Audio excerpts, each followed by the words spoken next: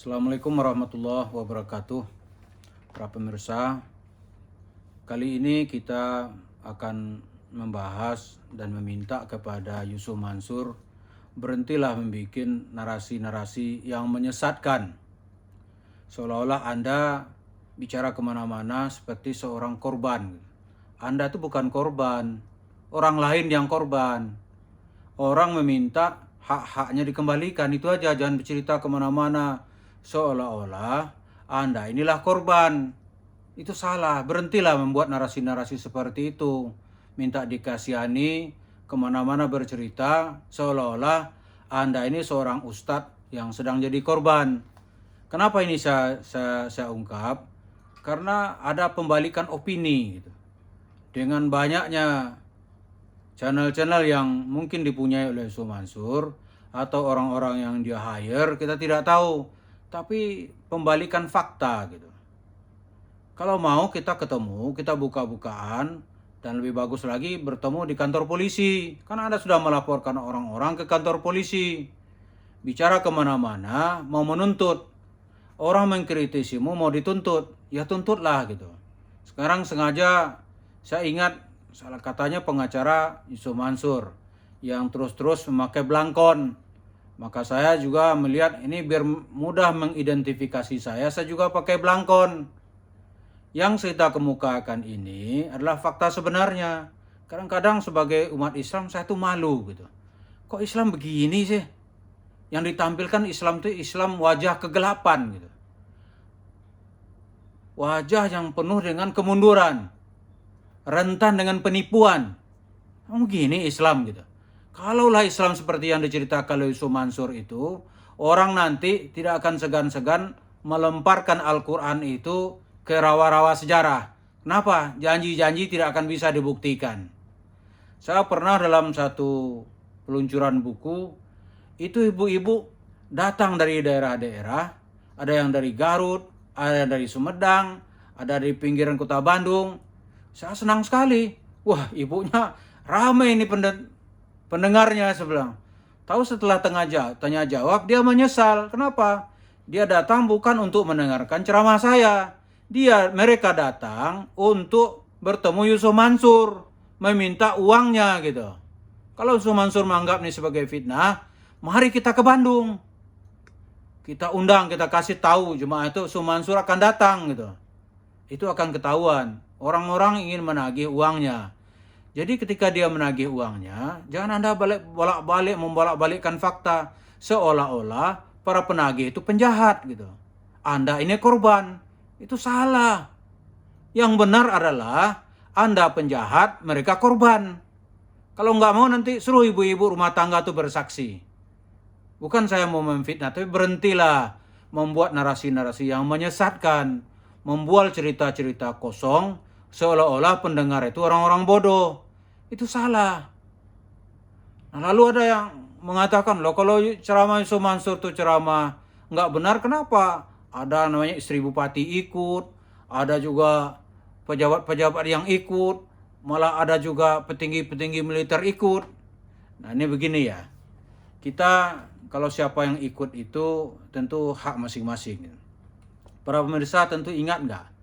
Beberapa tahun yang lalu itu di Jawa Timur itu ada seseorang, ya karena dia sudah ditangkap polisi, sudah dihukum, ya sebut aja lah namanya Kanjeng Dimas. Kanjeng Dimas itu dalam cerita bisa mengeluarkan uang dari kanan keluar duit, duduk dia dari kiri keluar duit cash, kanan keluar duit.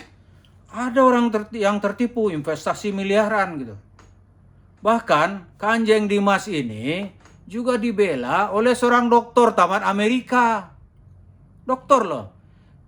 Doktor tamat Amerika, bahkan suaminya juga ikut di situ. Terus apa itu sebuah kebenaran gitu? Tetap saya sebuah kesalahan. Nah mungkin dokternya ini salah makan obat, jadi dia datang ke Kanjeng Dimas, kita nggak tahu gitu. Pernah dalam suatu talk show di televisi, Kiai Hasyim Muzadi, Allah yarham, itu mengajak dia kembali ke jalan yang benar. Kembalilah seperti Islam kami ini. Sang dokter ini saat itu membawa nama Gus Dur untuk membela bahwa dia benar. Dan oleh Azumardi saat itu disebutkan ini ciri-ciri secara kejiwaan katanya orang-orang yang sudah kalah dalam kehidupan, terpinggirkan secara politik, maka mencoba di sisa-sisa kekuatannya berlindung di balik kesaktian dukun Kanjeng Dimas. Tapi begitu Kanjeng Dimas ditangkap, dia masih membela. Aneh ini. Sampai Kiai Hasyim Muzadi saat itu geleng-geleng kepala, kok ada ya? Saya pikir dia orang rasional. Sekolahnya tamat Amerika. Sering menulis di majalah-majalah top di tanah air. Tapi yang namanya lagi keblinger tetap saja. Jadi di sebuah ajaran yang paling sesat sekalipun itu, tetap aja ada pendukung-pendukungnya. Nah, kembali kepada cerita Yusuf Mansur ini, ya tetap aja ada pendukung-pendukungnya. Buzar-buzar itu apa dia tidak tahu? Ya tahu. Tapi mungkin ya, ini mungkin gitu. Dia mendapat kehidupan dari situ. Terus kenapa ada pengacara yang siap membela Yusuf Mansur? Ya pengacara kan memang pekerjaannya seperti dokter gitu. Siapa aja yang sakit pasti akan dia bantu, akan ditolong oleh dokter.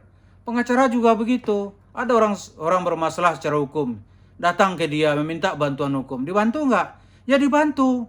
Karena itu profesi. Jadi nggak ada masalah gitu. Nah tapi sekarang itu banyak tuh ibu-ibu yang datang ketika saya peluncuran buku saya di Bandung itu. Mereka minta ketemu Yusuf Mansur dan dia pikir tadi itu yang datang Yusuf Mansur. Ternyata ya bukan gitu. Ternyata ini orang yang tidak dikenal, namanya Tabrani, tidak dikenal, entah siapa, dia pikir Yusuf Mansur. Ramailah mereka datang. Saya bilang datang ke rumahnya aja Bu. Itu nggak ada yang mampu menjawab pertanyaan saya. Nah kalau Yusuf Mansur memang merasa tidak ada kesalahannya, ya ketemulah, saya dampingi juga saya mau mendampingi kita buat acara, tapi Anda datang. Dan jangan dibuat narasi-narasi yang menyesatkan, seolah-olah Anda ini korban dari orang-orang yang mengkritik, mau melaporkan orang, mau mempolisikan orang, ya silakanlah. Tapi yang jelas secara fakta, mereka bukan penjahat. Yang jadi penjahat itu, yang dituduh sebagai penjahat itulah Anda. Yang dituduh sebagai penipu serang itu Anda gitu. Jangan dibalik-balikkan cerita ini. Dan kalau benar Yusuf Mansur seorang yang benar, tidak melakukan tindakan penipuan, silahkan dilaporkan mereka ke kantor polisi. Sini kan ada negara hukum yang menjamin hak-hak hukum setiap warga negara. Mudah-mudahan apa yang kita sampaikan ini, bermanfaat. Kita bisa membedakan mana narasi yang menyesatkan, mana yang sedang mencari pencitraan. Terima kasih. Assalamualaikum warahmatullahi wabarakatuh.